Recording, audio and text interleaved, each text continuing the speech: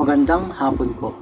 Ito po ang resulta ng Lotto Draw ng 5 p.m. Sabado, November 4, 2023.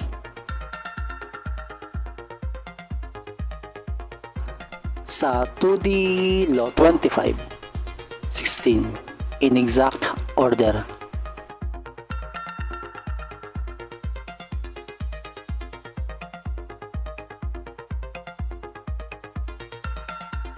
Sa 3D Lotto 9, 9, 4 in exact order.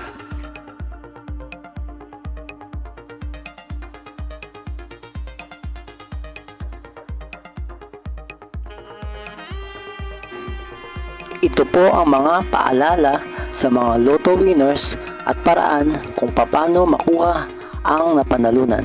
Ito po ang mga paalala sa mga Lotto winners at paraan kung paano makuha ang napanalunan. Ito po ang mga paalala sa mga Lotto winners at paraan kung paano makuha ang napanalunan.